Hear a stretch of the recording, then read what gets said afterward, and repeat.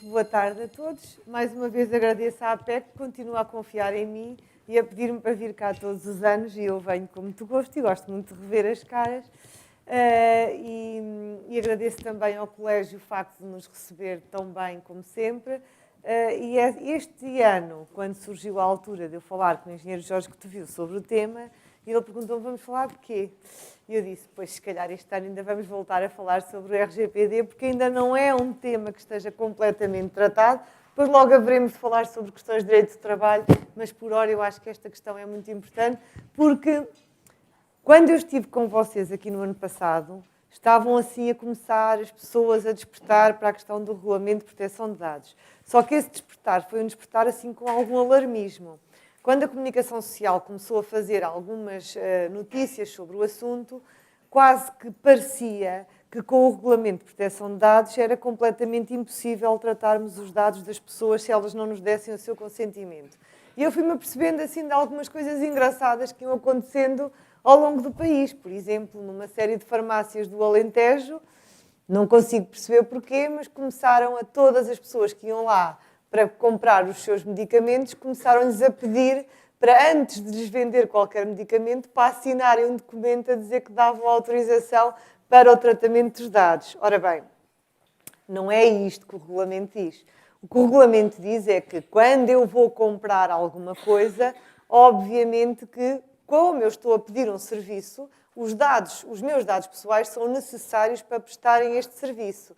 Se quiserem utilizar os meus dados pessoais para alguma coisa diferente, por exemplo, para me começarem a mandar e-mails, para me mandarem SMS, para isso sim têm que me pedir o meu consentimento. Agora, só para o simples facto de eu ir comprar uma caixa de Benurons à farmácia, eu não tenho que assinar coisa nenhuma, tal como acabei de ir almoçar, também não tive que assinar nada a dizer que dava autorização para o tratamento dos meus dados. Faz parte, é um contrato que se estabelece. E depois começou assim a criar-se assim algum burburinho à volta destes. E eu pensei que para vocês uma questão pertinente é a questão dos alunos e é a questão dos professores.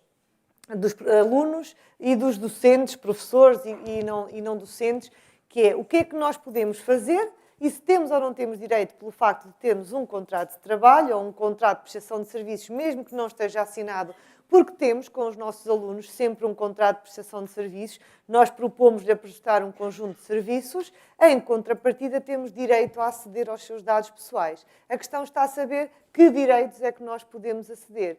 E basicamente são todos aqueles que se justificam para a prestação do nosso serviço.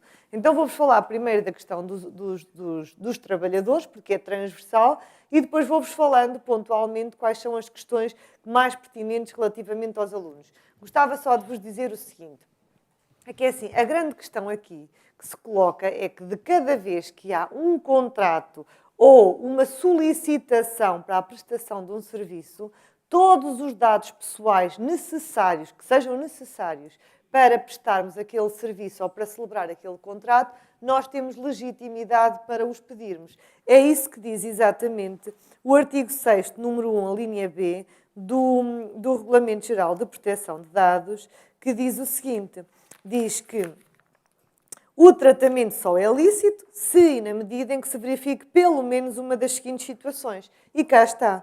O tratamento for necessário para a execução de um contrato, encaixa-se aqui plenamente a questão do contrato de trabalho, também se encaixa aqui o contrato de prestação de serviços, porque é a relação que nós temos com os nossos alunos, no qual o titular dos dados é parte, ou para diligências pré-contratuais a pedido do titular dos dados. Por exemplo, quando nós abrimos um concurso, pomos o anúncio a dizer que estamos à procura de um contabilista e aparecem-nos uma série de currículos, ainda não celebramos o contrato com nenhum. Ainda vamos analisar aqueles currículos carregadinhos de dados pessoais e vamos ver qual deles é que nos serve. Mas temos o direito de aceder àqueles dados porque é uma diligência pré-contratual, todos eles querem uma coisa, vir a ser contratados por nós. E, portanto, é necessário aceder àqueles dados. De uma forma muito simples, podemos perceber o seguinte, precisamos dos dados necessários para a prestação do serviço, e não precisamos, e os outros todos que não sejam estritamente necessários à prestação de serviço, esses sim têm que haver um consentimento expresso. É o caso do direito à imagem. É que eu não tenho que andar a pedir autorização aos pais dos meninos para tratarmos os dados pessoais de cada uma daquelas crianças. Porque eu preciso daquelas informações para prestar o meu serviço. Agora, quando chega à questão das fotografias que nós tiramos, que publicamos nos nossos espaços e que até colocamos na internet, aí já estamos a falar de uma coisa diferente. É que isto já não é necessário para a prestação do nosso serviço. Nós conseguimos ensinar na mesma, conseguimos educar na mesma, sem tirar fotografias e sem divulgar as fotografias. Mas gostamos de o fazer. E como gostamos de o fazer, temos de, obrigatoriamente que pedir o consentimento para esse tratamento. Sim. E no caso, que é o que acontece na nossa escola, temos uma revista anual onde é tirada uma fotografia a todas as turmas e essa revista depois é vendida aos pais e aos alunos. Exatamente a mesma coisa, ou seja, estamos a tratar a imagem. Não é essencial este tratamento para o serviço que nós prestamos. Portanto, no momento em que vamos fazer o pedido do consentimento, tem que ser um consentimento muito detalhado. E já agora vamos pegar então neste exemplo. Como é que antigamente se faziam estes consentimentos?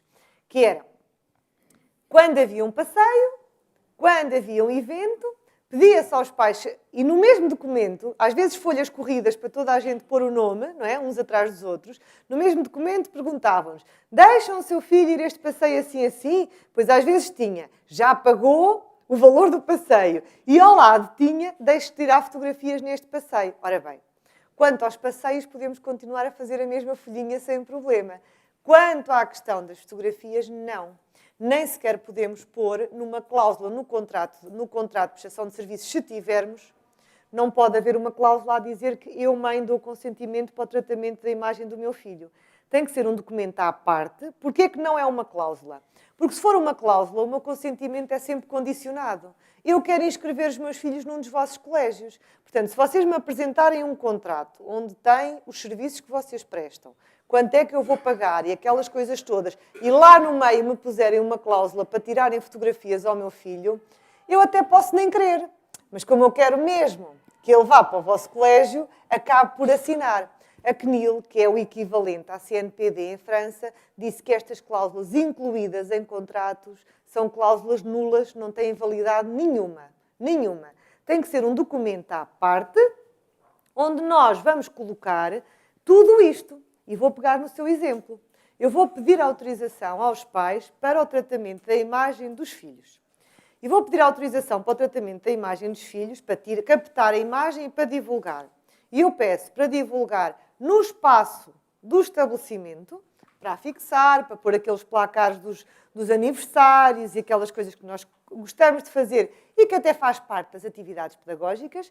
Depois peço um segundo nível, que é para divulgar dentro de todos os pais e, eventualmente, dos trabalhadores, quando nós fazemos um portfólio, quando fazemos uma revista, quando fazemos alguma coisa que distribuímos a todos, os álbuns digitais ou físicos que distribuímos a todos no final do ano. E depois, eventualmente, ainda vou pedir consentimento aos pais para poder divulgar as fotografias dos filhos no nosso site, no nosso Facebook ou no nosso Instagram, se for o caso. Ou seja, 3 níveis diferentes ou mais, dependendo daquilo que vocês precisam. É muito importante que vocês se sentem e pensem assim, para que é que nós precisamos destas fotografias? E discriminem tudo, para os pais perceberem que podem dar autorização para umas coisas e podem não dar autorização para outras. Já que estamos a falar direito à imagem, se calhar vou-vos dizer outra coisa, que é, eu habitualmente sou um bocadinho cautelosa demais nestes documentos do tratamento da imagem. E porquê? Porque eu tenho 2 certezas. A primeira é que nós conseguimos mais ou menos responsabilizar-nos por aquilo que nós, colégio, escola, fazemos depois de um pai nos ter dado ou não o consentimento. Se um pai me disser não tira fotografias aos meus filhos, eu vou tentar, a todo o custo, não tirar fotografias àquelas crianças, ou se tirar, antes de as publicar, aquelas fotografias ficam de parte. Ok? Isso somos nós. Mas nós não conseguimos, nunca, controlar os pais, os familiares e as outras pessoas. E por isso é muito importante que, ou no contrato de prestação de serviços, ou neste documento à parte, seja esclarecido aos pais que é absolutamente proibido tirar fotografias a qualquer outro aluno, pai dos alunos, ou até aos trabalhadores dos nossos colégios e das nossas escolas. Porque é o direito à imagem deles. É absolutamente proibido. De que é que este documento vos vale? De muito. Sabem porquê? Porque a partir do momento que está assinado pelo encarregado de educação do menor, vocês passam a ter uma coisa que é, o Regulamento de Proteção de Dados diz que se vocês conseguirem provar que cumpriram com o regulamento, poderão, não quer dizer que sejam, exonerados, poderão ser exonerados de qualquer responsabilidade. Então, a partir do momento em que vocês fazem este esforço de dar estes documentos a assinar aos pais e a assinar aos vossos trabalhadores, porque depois também já vamos falar disso, se alguém violar a regra, a responsabilidade deixa de ser vossa, passa a ser das pessoas que vocês responsabilizaram diretamente. Eu, nas políticas de privacidade, coloco ainda este reforço. Digo sempre que o colégio, ou a instituição, ou a empresa, ou o que quer que seja, que promove uma política de privacidade, cumpre com todas as regras de tratamento de dados, e ainda esclarece outra coisa. É que é absolutamente proibido, expressamente vedado a qualquer outra pessoa, captar as imagens. Portanto, esta é a minha primeira certeza. E então acautelo-me neste documento, dizendo que é expressamente proibido tirar fotografias às outras pessoas. Sabendo eu que toda a gente vai continuar a tirar. Porque os telemóveis estão mesmo à mão. E que vão continuar a partilhar nos seus Facebooks. Também, se calhar, não é má ideia aproveitarmos aqueles momentos em que está toda a gente, tipo as festas de final do ano, de Natal e estas assim, para no início, nestas palavras iniciais, dar aquele reforço de que não podem tirar fotografias. O colégio disponibilizará depois a todos as fotografias que está a captar, que já são devidamente tratadas, mas a vocês, pais, é expressamente proibido tirar fotografias. Pronto. Passam a mensagem, há de passar tantas vezes, que há de lá ficar. Hoje em dia, vamos todos ao cinema. No início do cinema, há aquela mensagem a dizer que não podemos tirar fotografias, fazer e acontecer, e já ninguém estranha. Portanto, isto há de entranhar-se. Portanto, esta é a primeira certeza que eu tenho e para isso coloco sempre esta cláusula lá. A outra certeza que eu também tenho é que nem todas as atividades decorrem dentro das nossas instalações.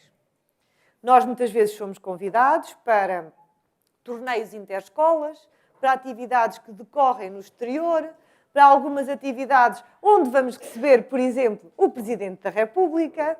E o que diz o Código Civil, e eu depois vou-vos mostrar o artigo, porque depois vocês vão ter o PowerPoint e tem lá os artigos todos que precisam para trabalhar.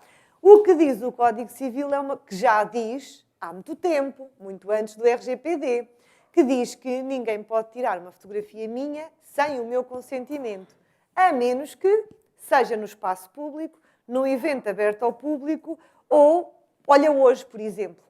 Eu não tenho legitimidade para chegar aqui para dizer não me podem tirar uma fotografia. Eu não tenho notoriedade nenhuma. Mas o contexto em que vim aqui faz um bocadinho com que eu esteja sujeita a esta situação. Portanto, esclareço desde logo neste consentimento aos pais, porque nós aí não vamos conseguir ter, não conseguimos ter mão nas coisas. Esclareço desde logo que nem em festas abertas ao público, eventos que decorram em espaço público ou em que há um momento de especial notoriedade, pode haver a captação da imagem sem ser necessário o consentimento de cada uma das pessoas.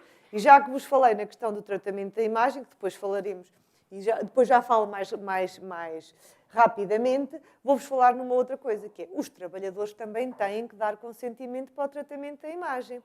Porque não é pelo facto das pessoas trabalharem para nós, eu tenho direito a perguntar-lhes onde é que elas moram, tenho o dever e o direito de as mandar para as consultas da medicina no trabalho, de saber se estão doentes ou não e de pedir um certificado de incapacidade temporária para justificar as faltas.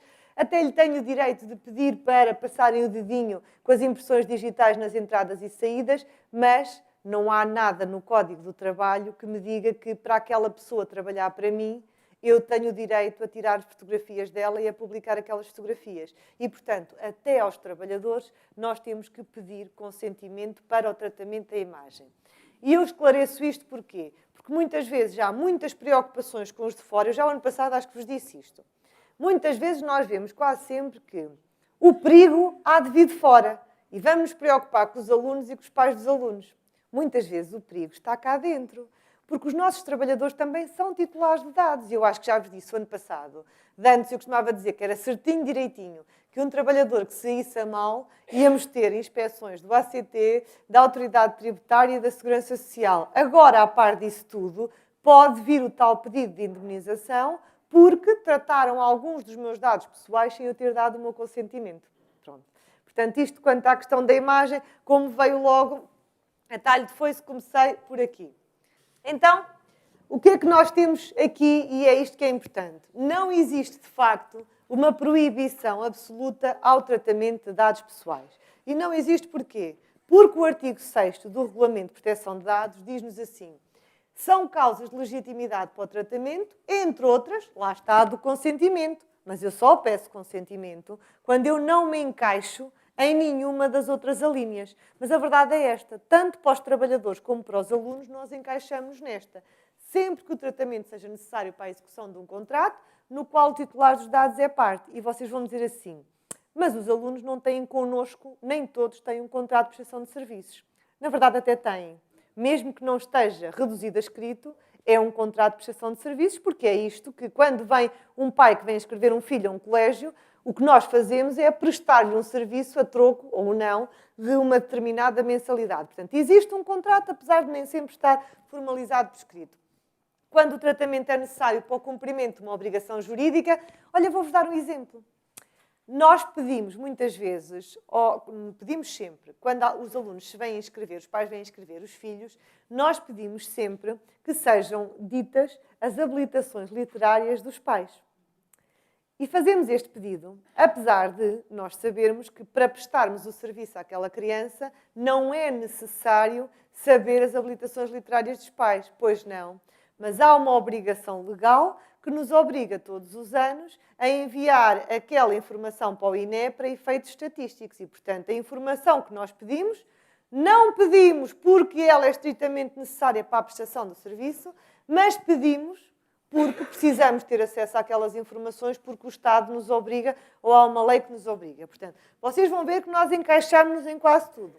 Quando o tratamento é necessário para o cumprimento, então, de uma obrigação jurídica, quando o tratamento é necessário para a defesa dos interesses vitais do titular dos dados ou de outra pessoa singular. Duas questões.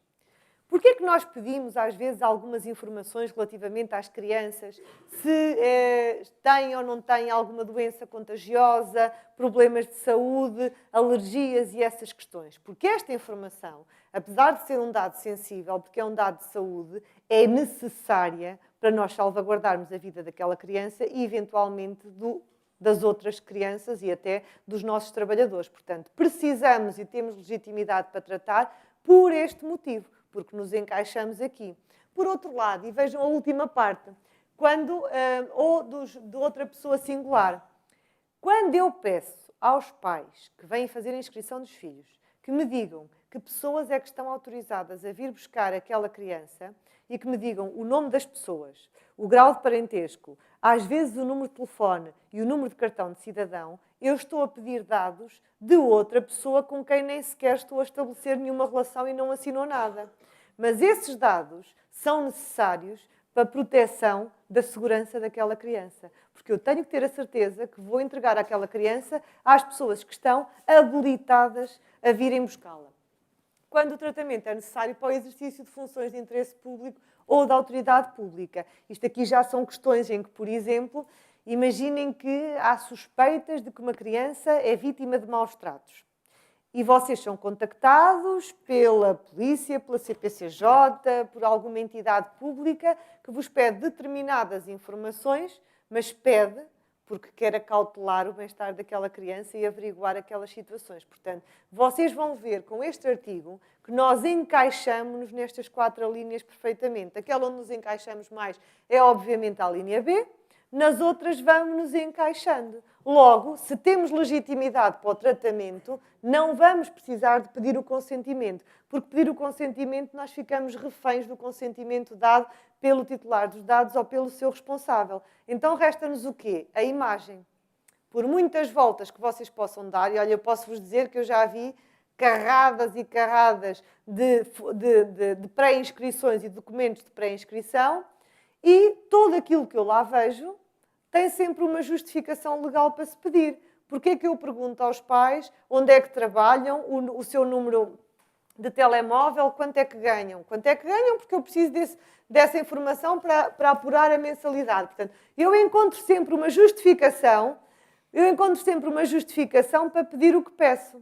Depois esbarro naquela, que é, a primeira vez que eu vi aquilo, pensei assim, de facto, uma pessoa que olha a primeira vez, que não conheça o funcionamento das escolas e que olhe para esta, pensa assim, então, mas por que carga d'água é que eu vou perguntar aqui aos pais quais são as suas habilitações literárias? Isto até é um bocadinho discriminatório. E seria, se o próprio INE não precisasse desta informação para depois trabalhar de forma estatística. Portanto, tenho legitimidade para pedir.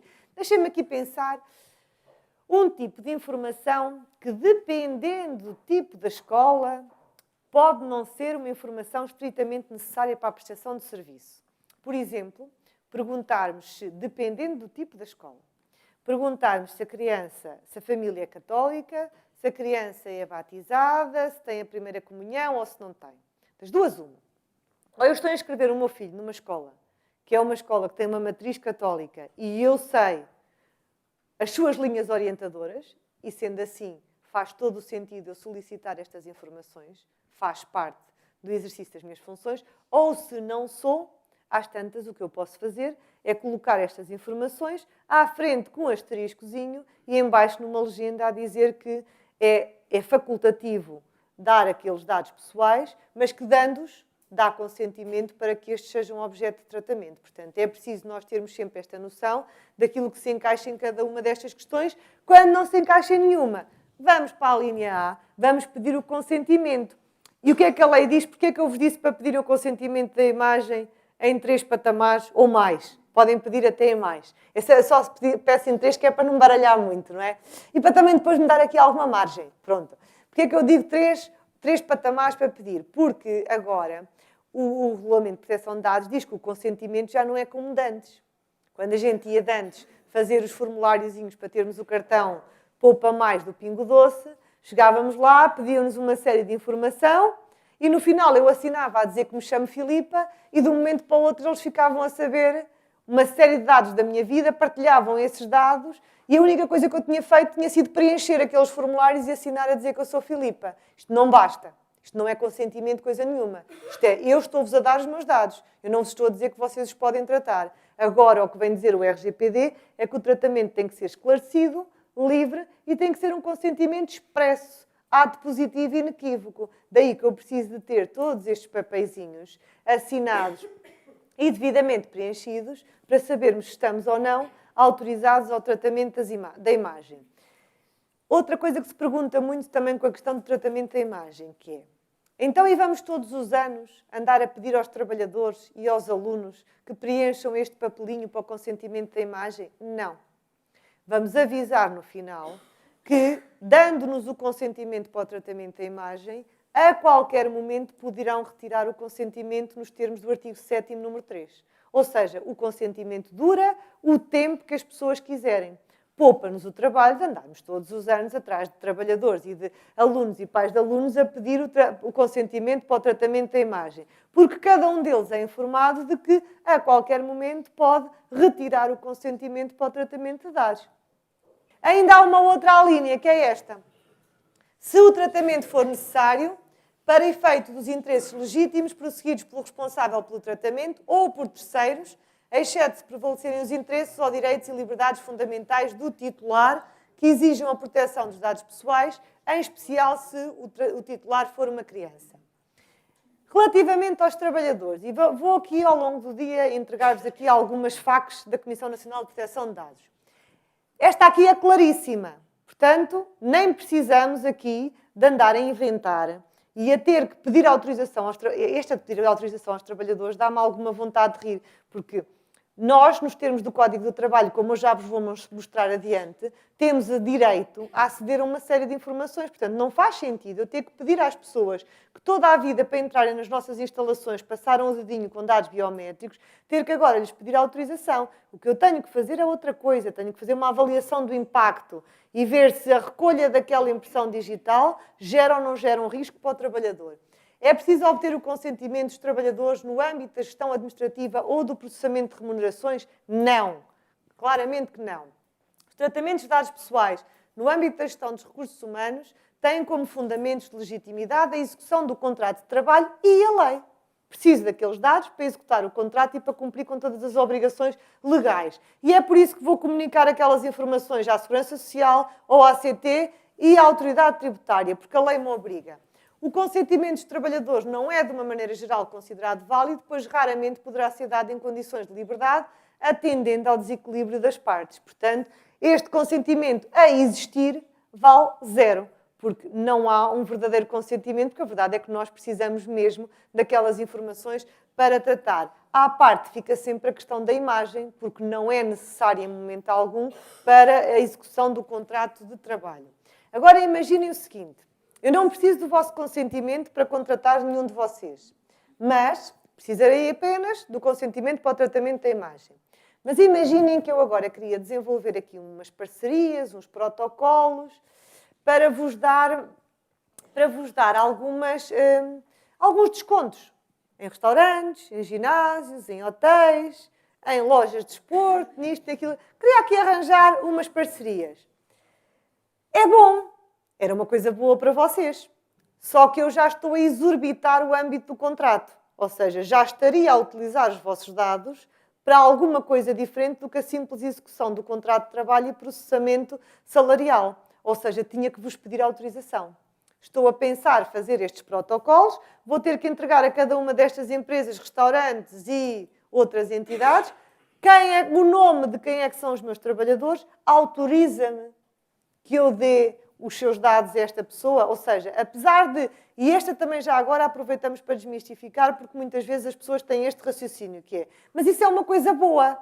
Pois é uma coisa boa, mas eu posso não querer aqueles 10% a troco da invasão da minha privacidade. E, portanto, tenho toda a legitimidade de dizer que tratam os meus dados, sim, no âmbito da execução do contrato. Fora deste âmbito, vão ter que me pedir autorização para o fazer. E digo este exemplo porque isto acontece com muitas empresas, às vezes a este nível. Então, o contrato de trabalho dá-me direito a pedir o quê? Os dados que eu preciso para o recrutamento e seleção. Então, temos aqui duas coisas. Temos aqui a situação em que vocês colocam um anúncio num jornal, no vosso site, noutro sítio qualquer, e estão à procura de um professor de português. Mas há um anúncio, há uma oferta pública de emprego. Público no sentido de qualquer pessoa se pode candidatar. E as pessoas fazem-vos chegar os currículos. E vocês recebem 100 currículos. Mas só selecionam uma pessoa com quem efetivamente vão celebrar o contrato de trabalho. O que é que vocês fazem aos outros currículos? Dava vontade de destruir todos. Não podem. Porque a lei, a partir do momento em que vocês colocam lá o anúncio a dizer que estão à procura de, é uma oferta pública de emprego, obriga-vos a guardar todos aqueles dados durante pelo menos 5 anos. O mesmo não acontece quando vocês não puseram anúncio nenhum, mas surgem os currículos espontâneos, manifestações espontâneas de interesse de pessoas que querem trabalhar para vocês. Aqui não há nada na lei que, se vocês não as contratarem, que vos obrigue a manter aqueles currículos durante tempo nenhum. A única coisa que eu aqui penso é o seguinte, das duas uma, podemos pensar assim, bem, para já eu não quero contratar esta pessoa, mas eu estou sempre à procura de pessoas nesta área, portanto vou ficar aqui com uma bolsa e aí informar a pessoa de que aquele currículo vai ficar connosco guardado, eventualmente para um futuro recrutamento. Mas tenham em atenção o tempo que vão guardar aquele documento, porque o Regulamento de Proteção de Dados também vos diz outra coisa. É que nós temos o princípio, que é o princípio da atualização dos dados. Ou seja, os dados deveriam estar permanentemente atualizados, ou o mais atualizados possíveis.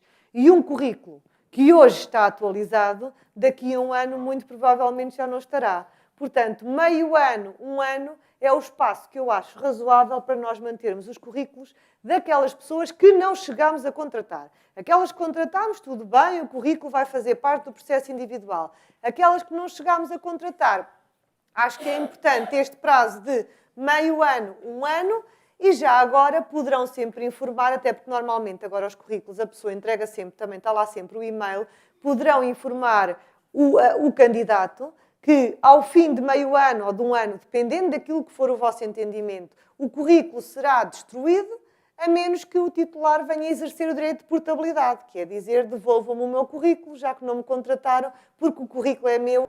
E no momento de destruir, os currículos, como é que nós vamos destruir? A destruição dos currículos obedece a normas internacionais. Nada de assustar. Das duas, uma. Há empresas que fazem a destruição de documentos e que até o fazem a título gratuito e que fazem uns autos a dizer que destruímos, por exemplo, todas as pastas da contabilidade de não sei quanto até não sei quanto.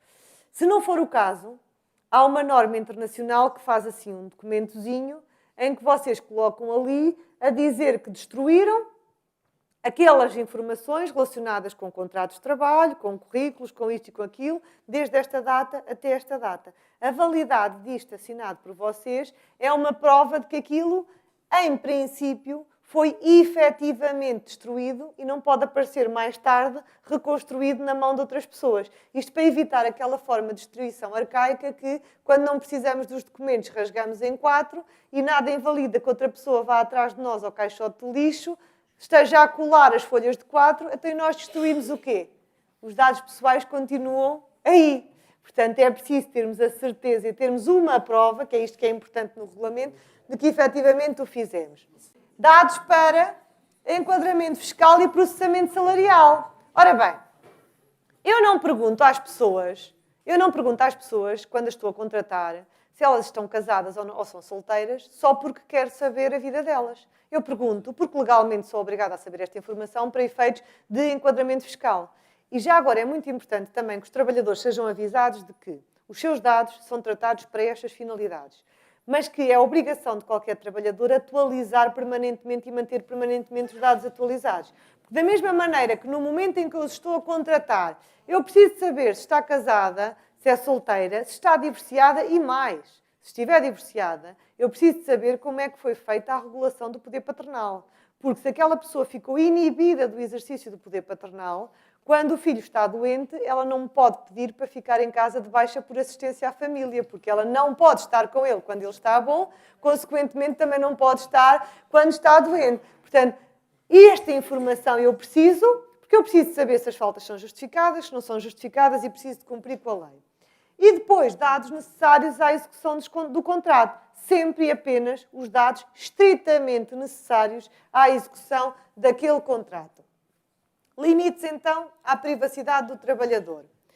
O que é que diz a Constituição da República Portuguesa? Artigo 18. Os preceitos constitucionais, respeitantes aos direitos, liberdades e garantias, são diretamente aplicáveis e vinculam tanto entidades públicas como privadas. Estamos a falar da questão da privacidade.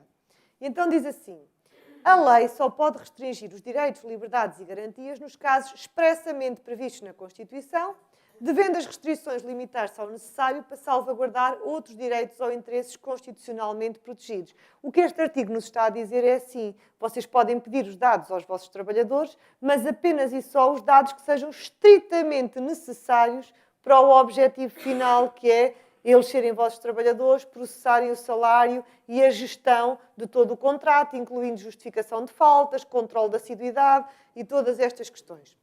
Artigo 26, também da Constituição, a todos reconhece o direito à identidade pessoal, ao desenvolvimento da personalidade, à capacidade civil, à cidadania, ao bom nome e reputação, à imagem. Portanto, a imagem está já há muito, ainda antes da Constituição, já estava no Código Civil protegida, à palavra, à reserva da intimidade da vida privada e familiar e à proteção legal contra quaisquer formas de discriminação. Agora, falar-vos aqui de um artigo importantíssimo que tem a ver com o quê? Tem a ver com os e-mails dos nossos trabalhadores. Nós temos um computador que ou atribuímos a um trabalhador e cada trabalhador tem o seu computador que deve estar protegido com a sua palavra-passe e nome do utilizador, não é? Para nós termos a certeza de que foi aquela pessoa que acedeu àquela informação naquele dia, ou às vezes temos o computador comunitário, mas nem tanto. Ou seja, mesmo que não tenhamos possibilidade de cada pessoa ter o seu computador, a ter um computador que é partilhado por várias pessoas, por exemplo, imaginem na sala dos professores ou assim, há um que pode ser partilhado por todos, temos obrigatoriamente que criar diferentes palavras-passe e cada pessoa acede com a sua palavra-passe. Isto é essencial. A palavra-passe é a chave para entrar naquela informação.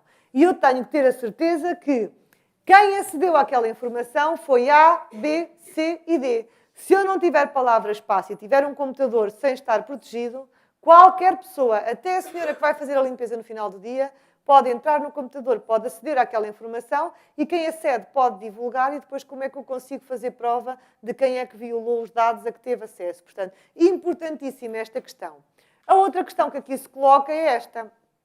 Então, mas nós damos um computador aos nossos trabalhadores para eles utilizarem no âmbito do trabalho. E é suposto que aquilo que eles tenham no seu computador sejam só matérias relacionadas com o trabalho. Sim, é verdade. É suposto, mas nem sempre acontece.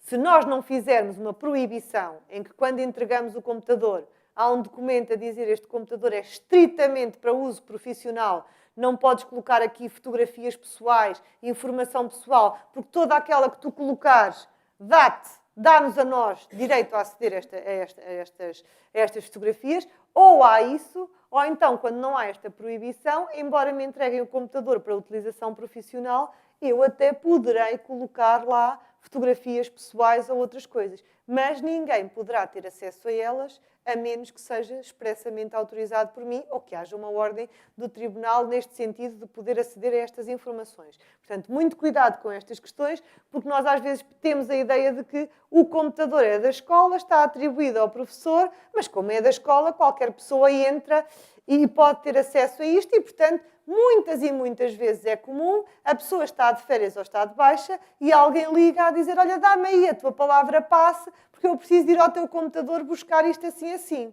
Se são coisas comuns que qualquer pessoa pode ter acesso, cria-se uma pasta partilhada em que qualquer um, com a sua palavra passe, não é com a palavra passe do parceiro, com a sua palavra passe, acede e vai buscar. Esta história de dá-me a tua palavra passe, porque eu preciso de ir aqui buscar uns documentos, fora de questão. Como é que nós depois conseguimos responsabilizar a pessoa que efetivamente acedeu às informações? Outra questão ainda é os e-mails. Parte-se do pressuposto também que o e-mail criado especificamente para a escola e que o trabalhador utiliza no computador da escola e que utiliza para esta finalidade, é suposto que naquele e-mail só entrem e só saiam e-mails relacionados com a sua atividade profissional. É suposto, mas não tem que ser assim. Muitas vezes as pessoas dão o e-mail profissional para tratar outros assuntos pessoais ou outras questões. Mas não dá o direito à entidade empregadora só porque foi ela a comprar o computador e entregou o computador ao trabalhador, nada dá o direito à entidade empregadora de aceder ao conteúdo dos e-mails.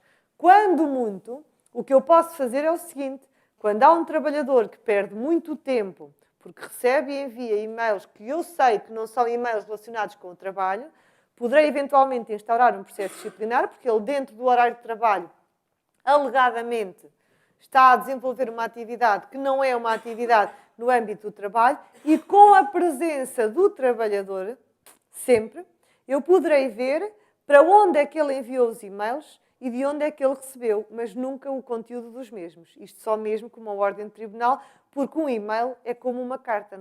Eu até acho engraçada esta história de fazer a comparação com a carta, porque se eu faço esta comparação com as cartas, os meus filhos nem sabem o que é uma carta, não é? Ou melhor, eles veem a correspondência das contas que vão para lá à casa, mas esta história de escrever uma carta e nós expormos-nos, o e-mail é exatamente isto. Por algum motivo, as cartas vêm fechadinhas e, quando vêm dirigidas a cada um de nós, só pode ser abertas por cada um de nós. Portanto, inviolabilidade. A verdade é que a Constituição, na altura em que aparece com este artigo, 1976, ainda estava longe desta evolução tecnológica como a temos no dia de hoje. Mas aplica-se rigorosamente também aos e-mails. O domicílio e o sigilo da correspondência e dos outros meios de comunicação privada, onde claramente que estão os e-mails, são invioláveis, ou seja, ninguém pode abrir o e-mail de outra pessoa, tal como ninguém pode abrir uma carta que é dirigida a outra pessoa. Com exceções, obviamente, sempre que haja fortes suspeitas ou que haja uma ordem de tribunal. A entrada no domicílio do cidadão contra a sua vontade só pode ser ordenada por autoridade judicial competente, nos casos e segundo as formas previstas na lei, e depois são mais as questões relacionadas com o domicílio. Mas o número 4 é muito importante. é proibida toda a ingerência das autoridades públicas na correspondência, nas telecomunicações e nos demais meios de comunicação, salvo os casos previstos na lei ou em matéria de processo criminal, leia-se, no caso das entidades empregadoras, também em processo disciplinar. Ou seja, tem que haver fortes razões para eu poder ter acesso ao e-mail das pessoas, mas sempre com elas presentes, porque eu não posso aceder sem a sua presença. Artigo 35 foi o artigo que, antes de nós falarmos do RGPD, quando começámos, antes ainda de se falar na Lei da Proteção de Dados, já existia na Constituição e já falava nesta questão do direito aos dados pessoais, em que eu controlo os meus dados pessoais. Também se falava em que a lei define o que são dados pessoais, mas não é assim possível ter assim esta lista toda tão exaustiva. E falava ainda nesta questão muito importante, número 4, e é disto que se trata no RGPD. É proibido o acesso a dados pessoais de terceiros, salvo em casos excepcionais previstos na lei. E, portanto, eu não posso chegar ao pé de um pai e fazer-lhe perguntas de quanto é que ele ganha, onde é que ele trabalha, ou se é casado ou solteiro, e uma série de informações. Mas quando ele quer inscrever o seu filho no nosso colégio, isto dá-me, nos termos do artigo 6º, número 1, a linha B do regulamento, o direito a pedir as informações que eu preciso para lhe prestar aquele serviço o melhor possível. Depois aqui este número 7 é muito importante e muitas vezes as pessoas descuram este número 7, porque eu acho que quando entrou em vigor o regulamento, toda a gente se preocupava só com as questões de segurança informática e quase que faziam crer que o regulamento de proteção de dados era só uma questão de segurança informática, quando é muito mais do que uma questão de segurança informática. É uma questão de processos, é uma questão de documentos físicos e é uma questão de mentalidade, que eventualmente é a questão mais difícil de mudar. Temos que ter segurança a todos estes níveis e documentarmos a todos estes níveis. É o que diz aqui o número 7. Os dados pessoais constantes dos ficheiros manuais gozam de proteção idêntica à prevista nos números anteriores nos termos da lei. Ora, se eu tenho aquelas preocupações todas para tudo o que está informatizado e todas as informações que estão na nossa plataforma, na nossa base de dados, eu tenho o cuidado de criar palavras-passe para ter a certeza de quem é que acedeu a quê e em que altura, como é que depois vocês me justificam que os nossos armários, onde temos os processos de cada aluno, onde temos os processos individuais de cada utente, estejam sem portas, ou quando têm portas, têm às vezes a porta fechada, mas nem sempre fechada à chave, ou às vezes até têm a porta fechada à chave, mas com a chave pendurada na porta. Então, eu aquilo que tenho, estas para mim são as minhas prediletas, por acaso, adoro. Eu até tenho o cuidado de criar uma palavra-passe para dizer assim, a esta informação acede o António, a Maria e o João. A esta acede a Carolina, a Matilde e o Bernardo. E vou dizendo assim, e depois aquilo que é físico, eu tenho guardado sem ser guardado. À mão de semear de qualquer pessoa. E olhem que esta aqui é uma das questões, que eu acho que é transversal a quase todos os sítios. Mesmo. Função pública, para mim, é onde eu noto... Função pública é onde eu noto o maior problema, a este nível da questão documental. Pronto. Mas há, de facto, este problema de nós preocuparmos imenso com todas as salvaguardas da segurança informática e softwares antivírus e anti-spam e tudo. Quando eu digo assim, por muito que nós façamos, haverá sempre aqueles hackers como aquele que agora está em prisão domiciliária que vão sempre ter a capacidade de se introduzirem no sistema e de verem aquilo que nós protegemos com todas as coisas. Portanto, o que o regulamento nos pede é para adotarmos as medidas técnicas organizativas e que sejam economicamente viáveis e tecnicamente possíveis para garantir que cumprimos com o regulamento. Portanto, eu não vos estou a dizer a todos para guardarem toda a papelada, processos dos utentes, processos dos alunos e processos dos trabalhadores, para guardarem tudo num arquivo, onde só entram as pessoas que passam o dedinho e que estão autenticadas, sabemos a que é que elas tiveram acesso, e não saem de lá com dados nenhuns. Eu só vos estou a pedir coisas básicas, que é guardem-nos, mas mantenham-nos acessíveis apenas e só às pessoas que têm que aceder a eles.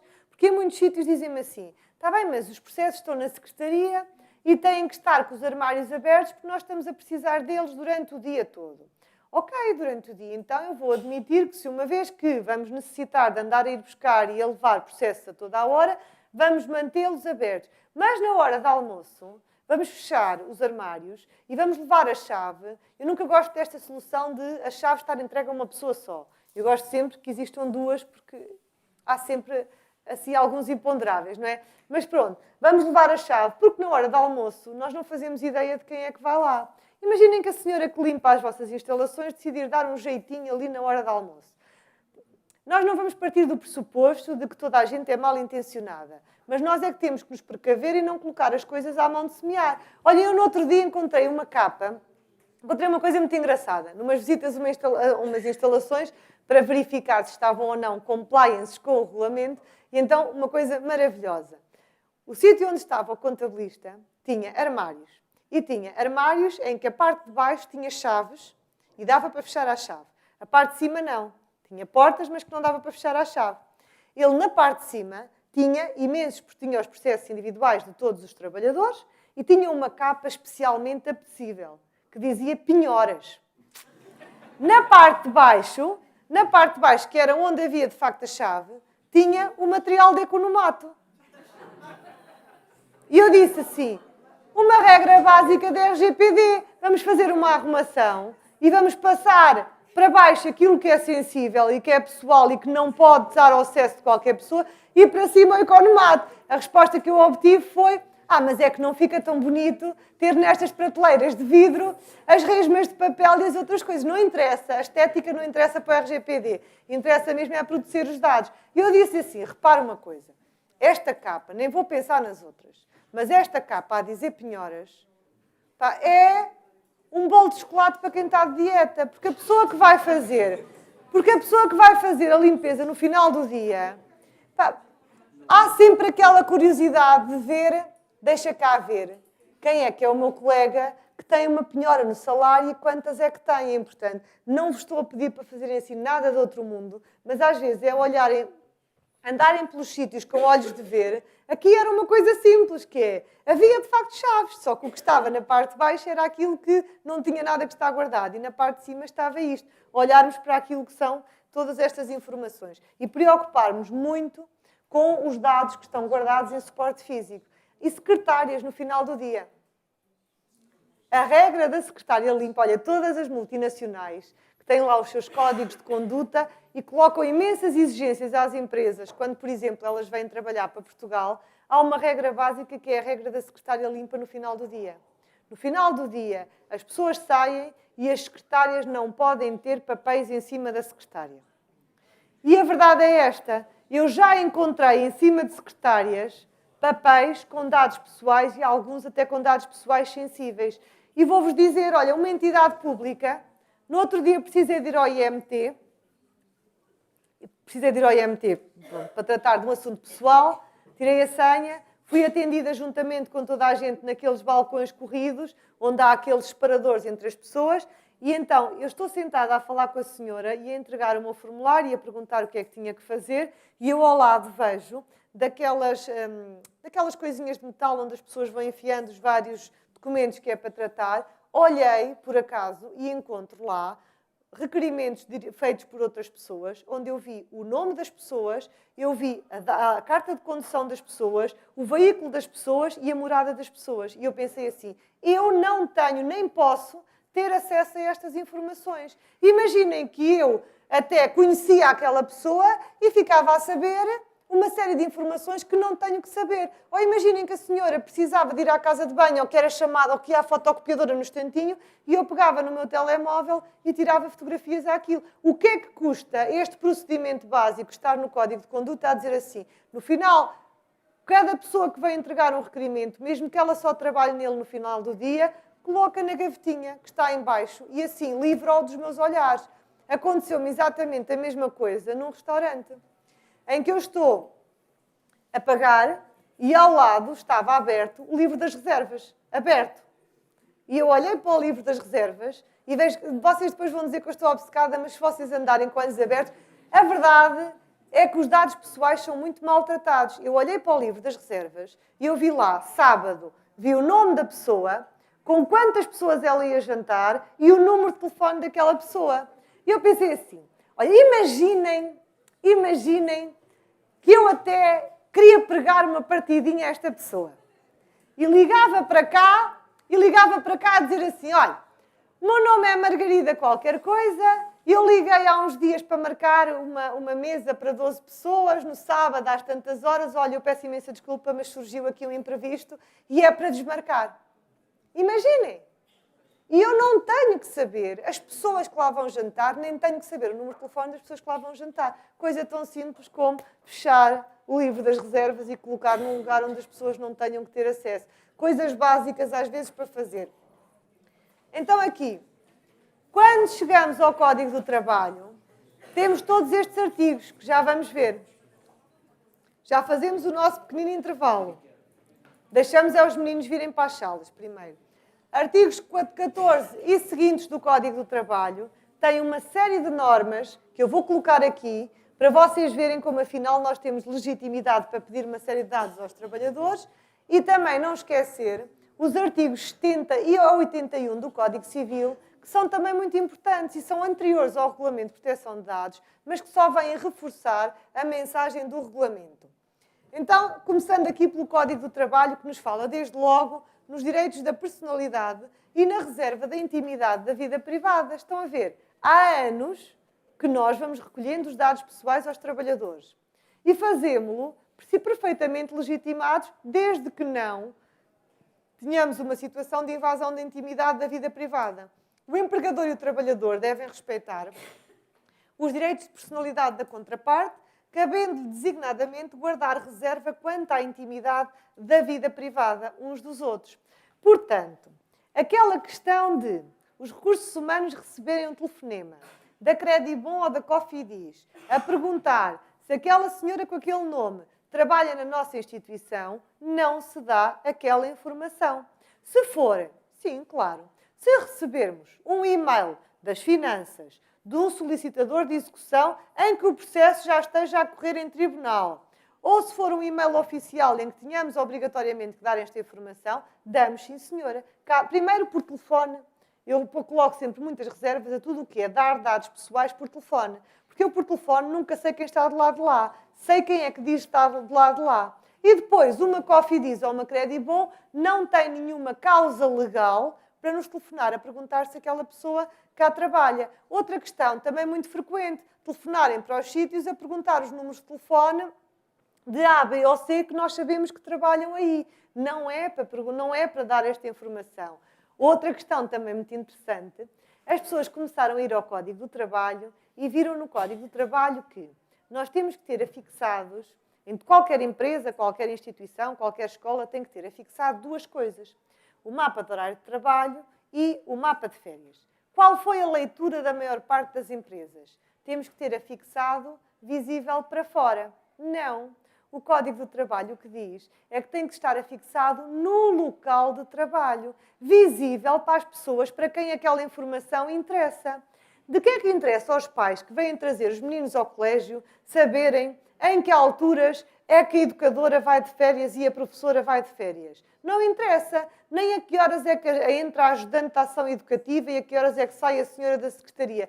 Não interessa, não é relevante. São dados pessoais. Interessa-nos a nós, que cá trabalhamos e que temos que nos organizar e pôr as coisas a funcionar e que temos que ter acesso àquela informação. Portanto, olhar sempre com olhos de ver para o Código do Trabalho, porque depois há aquelas coisas de que, como na empresa tal, colocam com visibilidade. O que é que para os pais interessa?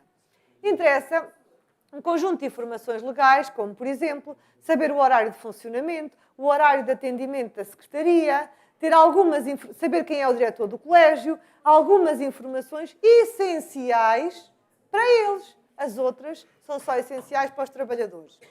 O direito à reserva da intimidade da vida privada abrange quer o acesso, quer a divulgação de aspectos atinentes à esfera íntima e pessoal das partes, nomeadamente relacionados com a vida familiar, afetiva e sexual, como o estado de saúde e com as convicções políticas e religiosas. Isto quer dizer o quê?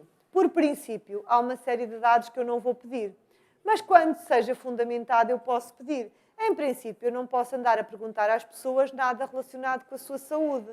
Mas, se elas me vêm dizer que faltaram ao serviço porque estiveram doentes, eu tenho que lhes pedir o certificado de incapacidade temporária para poder justificar as faltas. Por outro lado, eu vou ter que as mandar de 2 em 2 anos às consultas de medicina no trabalho.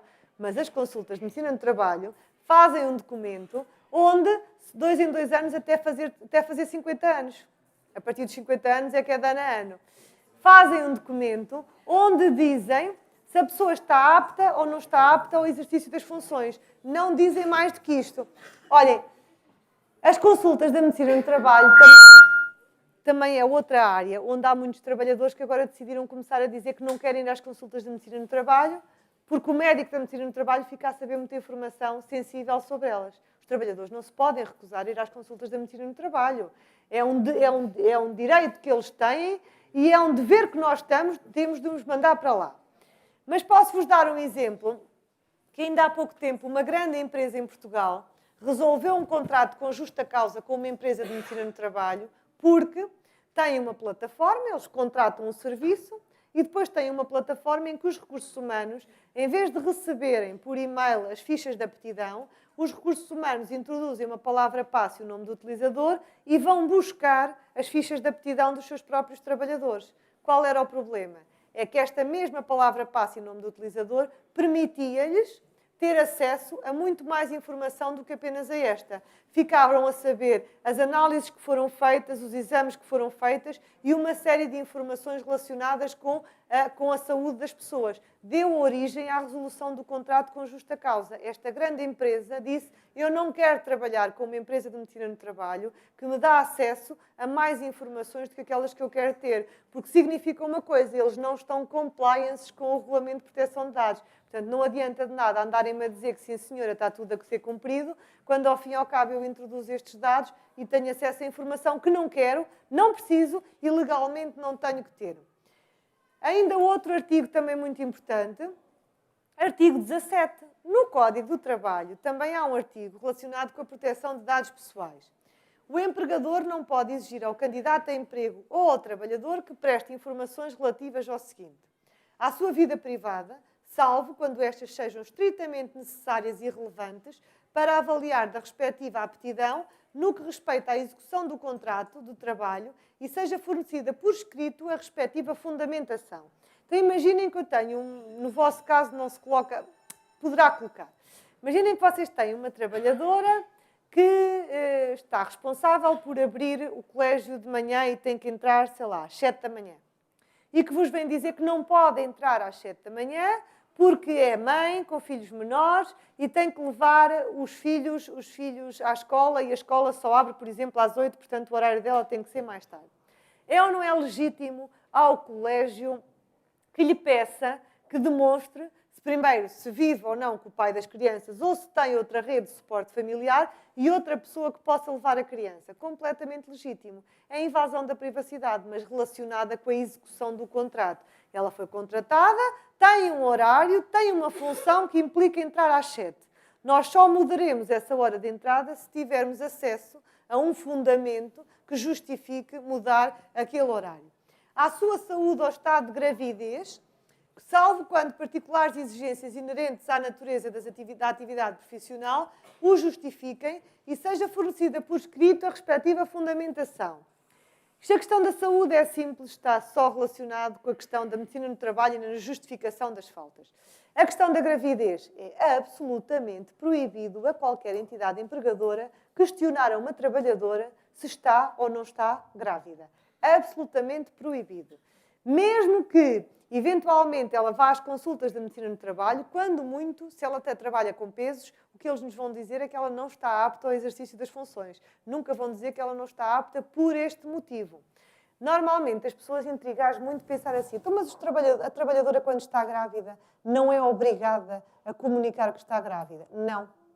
A lei protege-a precisamente por causa da discriminação nestas situações.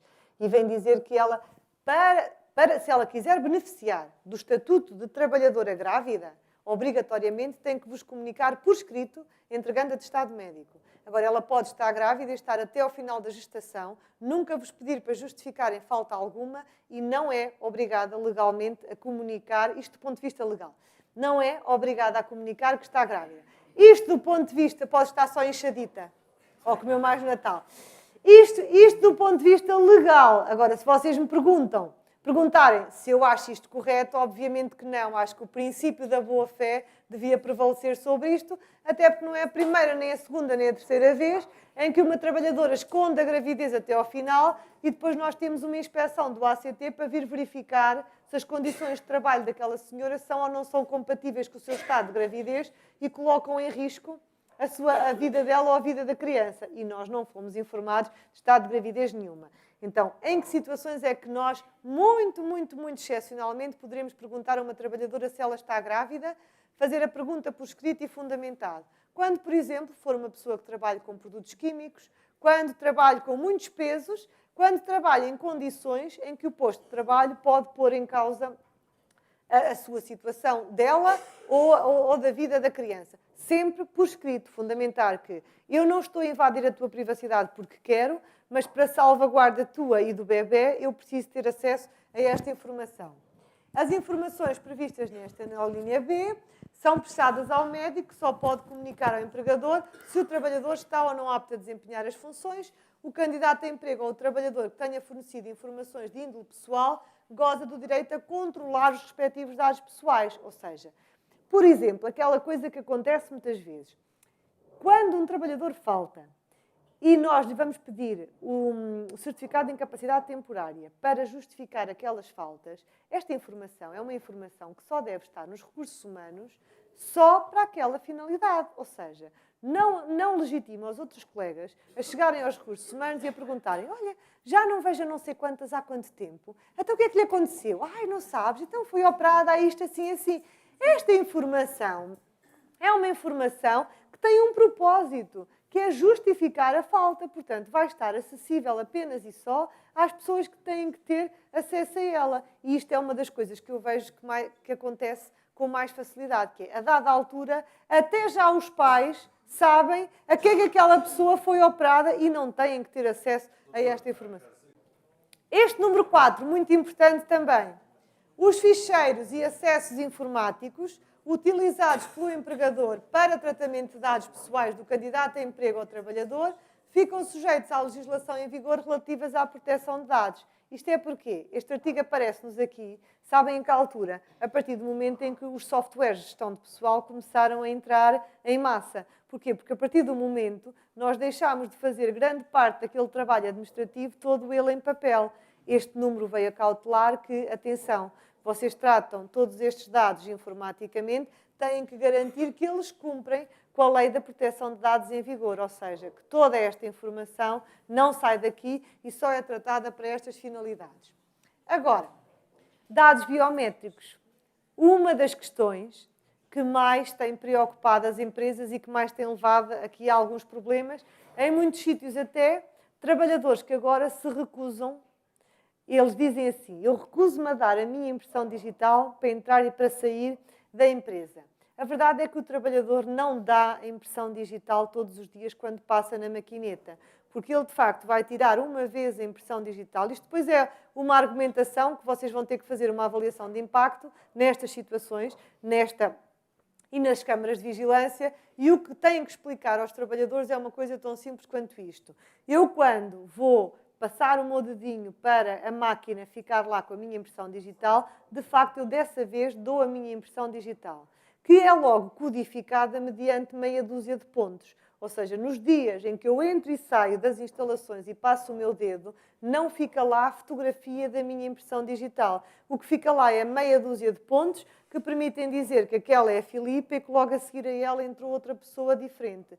Que é para depois explicarem aos trabalhadores que daqui não representa risco nenhum para ele estas meia dúzia de pontos que fica lá registada na máquina. Também é importante que eles saibam quem é a empresa que está a controlar toda esta informação e durante quanto tempo é que toda esta informação está a ser guardada. Já agora posso-vos dizer que é muitíssimo mais invasivo da privacidade nós termos uma folha por dia em que as pessoas vão entrando e vão assinando umas a seguir às outras. Isto, sim, é invasivo da privacidade. Eu, quando entro em 10º lugar, fico a saber a que horas é que vocês entraram.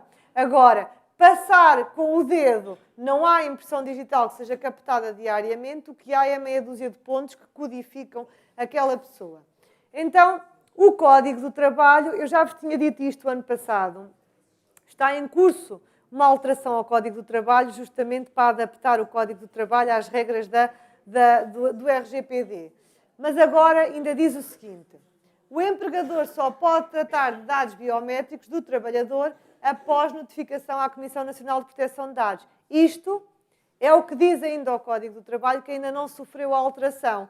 Como o Regulamento de Proteção de Dados é uma norma comunitária e prevalece sobre o Código do Trabalho, nós agora o que temos que ler é que esta norma não pode existir porque o Regulamento vem dizer que esta questão já não está sujeita à notificação ou autorização prévia da Comissão Nacional de Proteção de Dados. Está sujeita e dependente da responsabilidade do responsável do tratamento ou do subcontratante. O tratamento de dados biométricos só é permitido se os dados a utilizar forem necessários, adequados e proporcionais aos objetivos a atingir. E é isto que acontece. As pessoas passam com o dedo e com a sua impressão digital para entrar e para sair das nossas instalações, para registar as entradas e saídas. Registro de pontualidade, que nós, e da assiduidade, que nós, nos termos do Código do Trabalho, somos obrigados a registar e o Código do Trabalho não nos obriga a nenhum mecanismo específico. Dá-nos a liberdade para escolhermos se queremos a impressão digital, se queremos o reconhecimento facial, o que é que nós queremos. Os dados biométricos são conservados durante o período necessário para a prossecução das suas finalidades. Já agora, o registro das entradas e saídas, da pontualidade e da assiduidade também tem que ser guardado durante 5 anos. Os mesmos 5. A notificação a que se refere o número 1 deve ser acompanhada. Aqui já não existe esta questão, porque já não é feita a notificação. Fazemos, se calhar, agora um pequenino intervalo para voltarmos para os testes e exames médicos.